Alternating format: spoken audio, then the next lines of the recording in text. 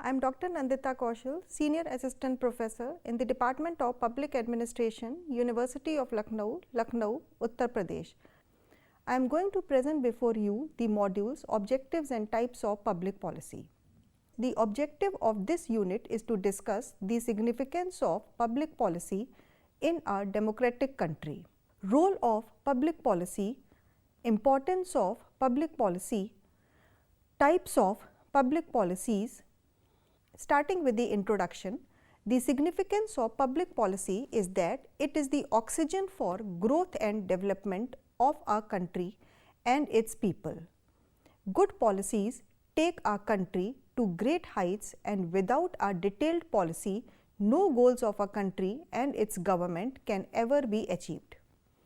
Without public policy and planning, our country would become stagnant and lag behind the rest of the world and never evolve and keep up with the ever-changing times and global scenario.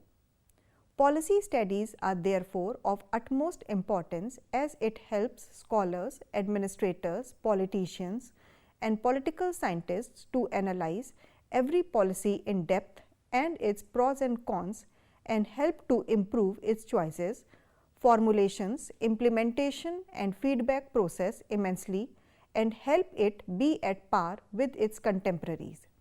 The different parts of society like interest and pressure groups, civil society, mass media, international organizations, etc., as well as political parties in front of the government for action, the agenda for policy formulation is then set. Then the goal and objective setting for the same is prepared realistically.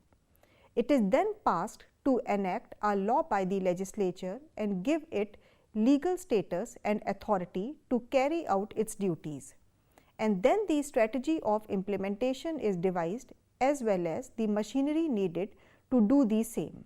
Public policy is a purposive course of action in dealing with a problem or a matter of concern within a specific time frame. Before going into the question of importance which is attached to policy formulation, implementation and monitoring, it would be better to recapitulate the components of public policy. First, policy is purposive and deliberately formulated. Policy must have purpose or a goal. It does not emerge at random or by chance. Once a goal is decided, the policy is devised in such a way that it determines the course of action needed to achieve that goal. Second, a policy is well thought out and is not a series of discrete decisions. Third, a policy is what is actually done and not what is intended or desired. A statement of goals does not constitute a policy. Fourth, policy also delineates a time frame in which its goals have to be achieved. Fifth, policy follows a defined course of action with formulation, implementation, monitoring and evaluation. Next, coming to the objectives and role of public policy. In fact, the scope of public policy is determined by the kind of role that the state adopts for itself in our society. In the classical capitalist society, state was assigned a limited role and it was expected that the state would merely act as a regulator of social and economic activity and not its promoter. With the advent of planned view of development, state began to be perceived as an active agent in promoting and shaping societies in its various activities. This was considered as a great change in the role of a state. Public policies expanded their scope from merely one of regulation to that of development. Expansion in scope led to several other consequences, like many more government agencies and institutions came into being in order to formulate and implement policies. In India, the Planning Commission and its attendant agencies came into being in order to formulate policies and develop perspectives that could define the direction which the country would follow.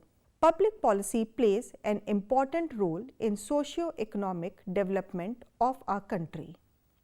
wide-ranging policies were formulated in the area of industrial and agricultural development. Many policies were converted into statutes like Industrial Development and Regulating Act or Land Tenancy Act. Others were kept as directives in the various plan documents. For all policy directions, the 5-year plans became the major source. These policies were of two types, one of regulation and the other of promotion. Laws laid down what could be done or not done by the entrepreneurs. This could be in the larger area like what goods can be produced by the public or whether certain goods can be traded only by government agencies. Laws also specified how state agencies themselves were to provide goods and services like electricity, transport, etc. The state undertook similar responsibilities in the social sphere. Dowry Act, Divorce Act, etc. are examples of this, but socio-economic transformation was not the only problem when India became independent. There were also problems of national integrity. The external environment was a source of threat and the country had to develop suitable policies to defend itself. Apart from this, there have been internal challenges. Regionalism has given rise to vociferous tendencies that have to be countered in the long-term perspective. This would include not only defense policies, but also similar efforts at decentralization that create greater national cohesiveness. Thus, since independence, public policies in India have been formulated with a view to achieving socio-economic development and maintaining national integrity. These goals have been complex, demanding coherent policies. This has become a difficult task because goals have to be divided into sectors and subsectors. Many a time, by its very nature, policies have been contradictory. What may be rational for economic development may not be so for national integration. Thus, the need of a strong center to cope with external threats, etc. is important, but it may go against the principles of decentralization, which provides for greater national cohesion of a heterogeneous society. This is the reason why ascertaining of the actual impact of public policy becomes a necessity. Next, coming to the importance of public policy, these days policy analysis is acquiring a lot of importance in the realm of the study of public administration. This trend is observable all over the world. The success of policy formulation, execution and monitoring ultimately depends on the success of policy analysis. In India, this trend emerged with the launching of our 5-year plans. As the years passed by, one 5-year plan was followed by another and disillusionment started as goals set for socio-economic development could not be achieved. Most governments of developing countries are engaged in the momentous task of kindling national resurgence through socio-economic development. They are struggling hard to develop their economy, to sustain improvements in the social system and to increase the capacity of their political system with a view to achieving the major objective of the national development. They seek to improve the relevant policies. It is therefore taken for granted that the studies of approaches, strategies and concepts which will contribute towards this end are essential. The study of public policy represents a powerful approach for this purpose. Public policy is an important mechanism for moving a social system from the past to the future. It helps to shape the future. In other words, the study of public policy helps the development of professional advice about how to achieve particular goals.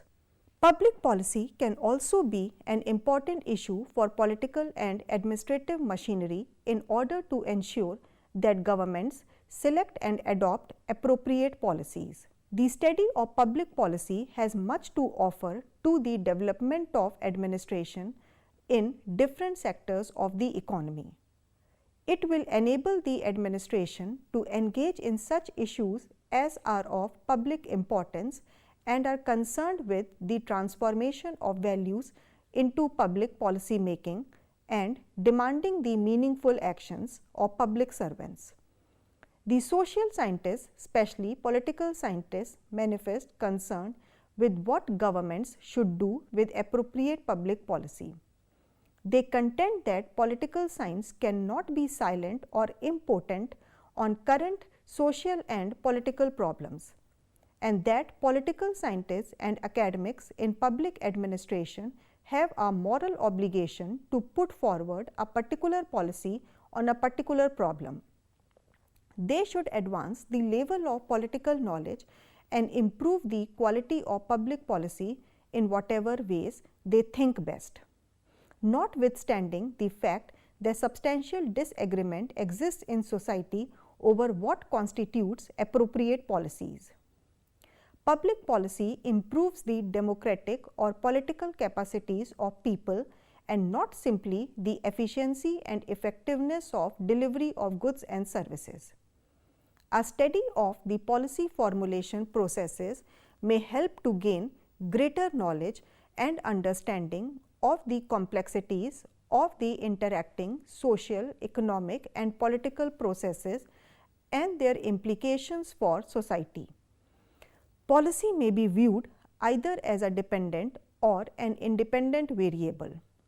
The attention is placed on the political and environmental factors that help to determine the content of policy. For example, how do the distribution of power among pressure groups and governmental agencies affect the policy outcome, or how do urbanization and national income help shape the contents of policy?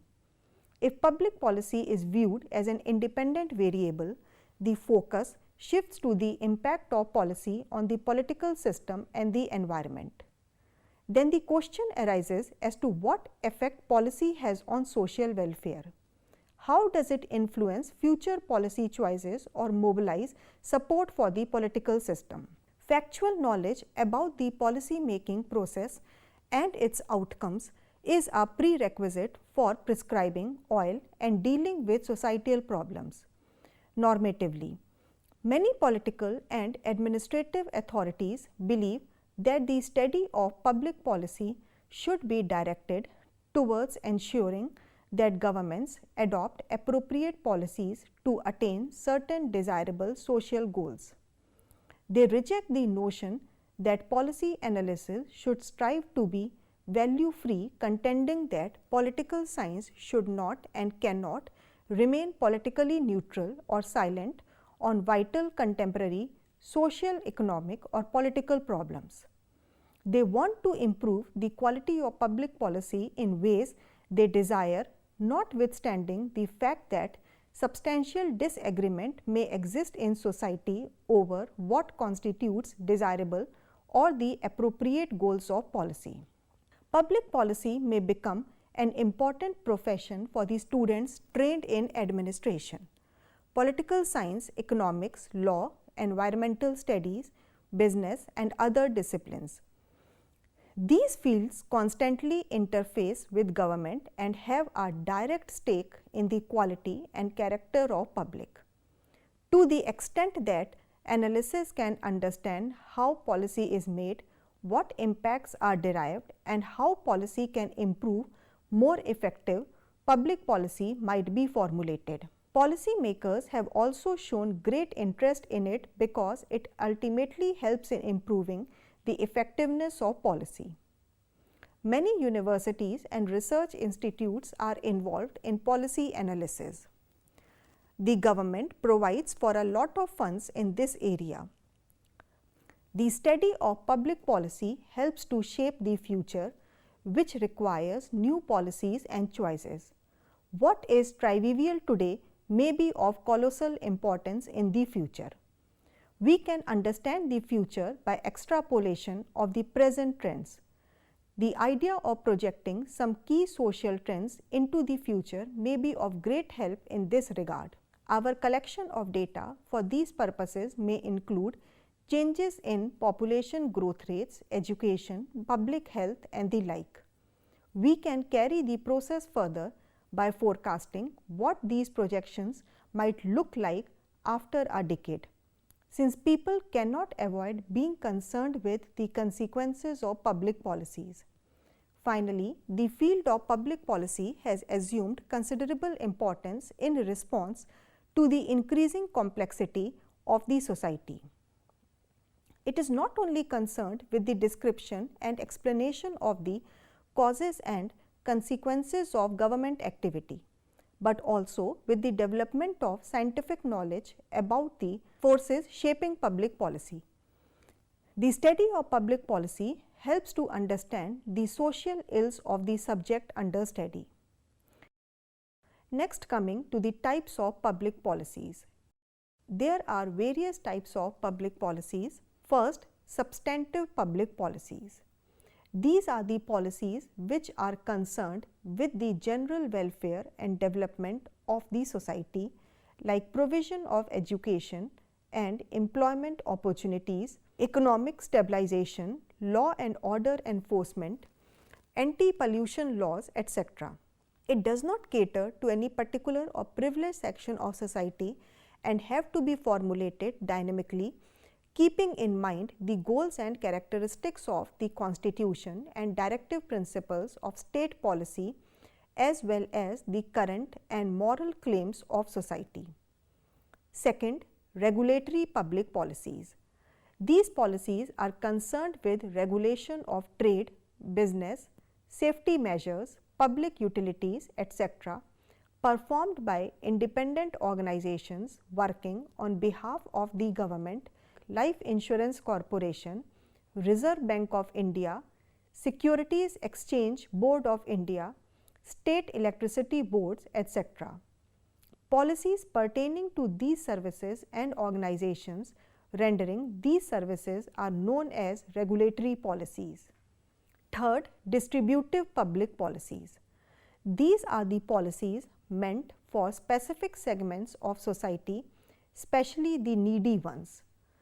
Public assistance and welfare programs, adult education programs, food relief, social insurance, vaccination camps, public distribution systems, etc. are all examples of such policies.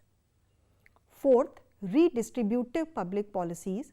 These policies are concerned with rearrangement of policies concerned with bringing basic social and economic changes.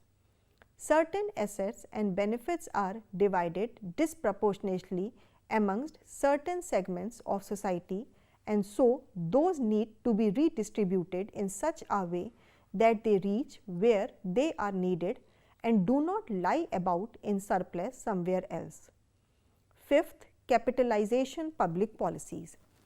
These policies are related to financial subsidies given by the center to state and local governments and central and state business undertakings, etc. They are not directly linked to public welfare as the others listed above. They do contribute, but indirectly. These are basically infrastructural and development policies for government business organizations to keep them functioning properly. Sixth, constituent public policies. These are the policies relating to constituting new institutions and mechanisms for public welfare. Seventh, technical public policies. These relate to policies framed for arrangement of procedures, rules and framework which a system shall provide for discharge of action by various agencies in the field.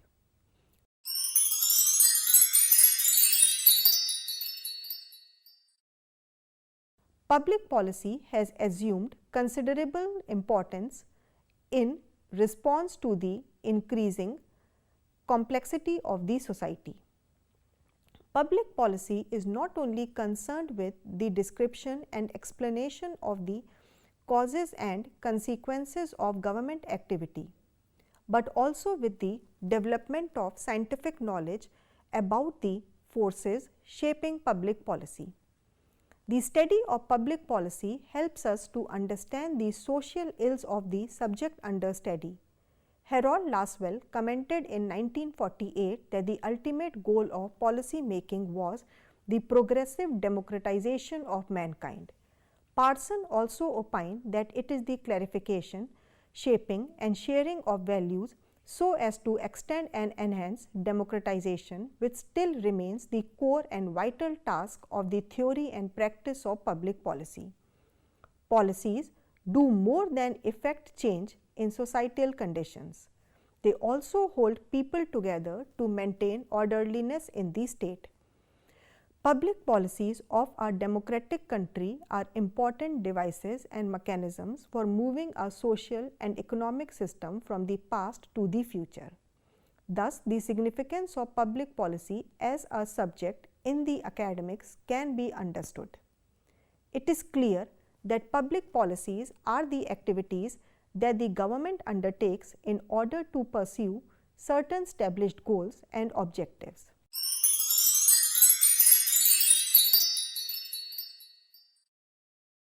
First, describe the characteristics of public policy.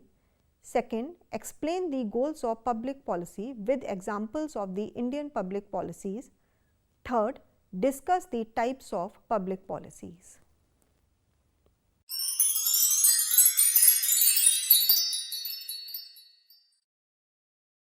First, Ashford, Dog, edited 1992, History and Context in Comparative Public Policy, Ithaca, New York, University of Pittsburgh Press.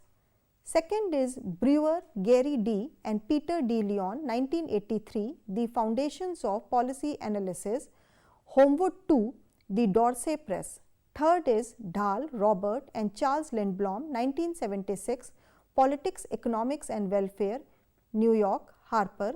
Fourth is Jones, C.O., 1970, An Introduction to the Study of Public Policy, Belmont, Prentice Hall. Fifth is Laswell, Harold, 1971, A Purview of Policy Sciences, New York, Elsevier. Sixth is Lerner D. and H. D. Laswell, edits 1951, The Policy Sciences, Stanford University Press.